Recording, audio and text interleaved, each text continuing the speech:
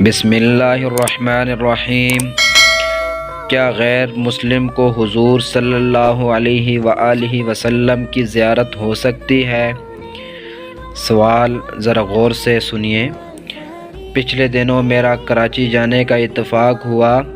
وہاں پر ایک جلسہ منعقد ہوا جس میں پیش امام تشریف لائے۔ انہوں نے اپنے بیان میں کہا، ایک دفعہ ایک شخص میرے پاس آیا اور کہنے لگا، حافظ صاحب، ایک عیسائی شخص کہہ رہا ہے کہ جلدی کرو، مجھے کلمہ پڑھاؤ، کیونکہ مجھے رات خواب میں نبی صلی اللہ علیہ وآلہ وسلم کی زیارت کا شرف حاصل ہوا ہے، اور آپ صلی اللہ علیہ وآلہ وسلم نے فرمایا کہ اللہ تعالیٰ نے تجھے دین ایمان عطا کیا ہے، جلدی کر اور ایمان لے آ۔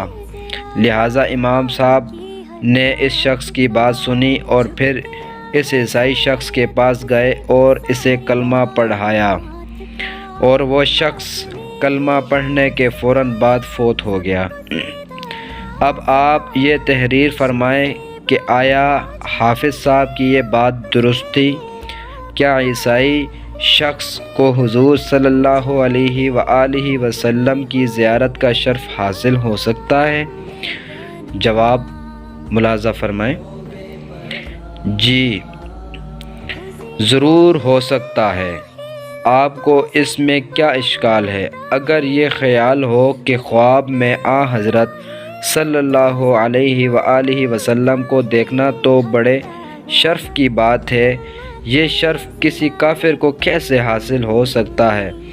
تو اس کا جواب یہ ہے کہ بیداری میں حضرت صلی اللہ علیہ وآلہ وسلم کو دیکھنا اس سے بڑھ کر شرف ہونا چاہیے۔ ابو جہل و ابو لہب نے حضرت صلی اللہ علیہ وآلہ وسلم کو بیداری میں دیکھا۔ جب یہ چیز ان کے لیے شرف کا باعث نہ بنی تو کسی غیر مسلم کا آپ صلی اللہ علیہ وآلہ وسلم کو خواب میں دیکھنا شرف کا باعث کیسے ہو سکتا ہے؟ اصل باعث شرف حضرت صلی اللہ علیہ وآلہ وسلم کی زیارت نہیں، بلکہ آپ صلی اللہ علیہ وآلہ وسلم کی تصدیق اور پیروی ہے۔ اگر یہ نہ ہو تو صرف زیارت کوئی شرف نہیں۔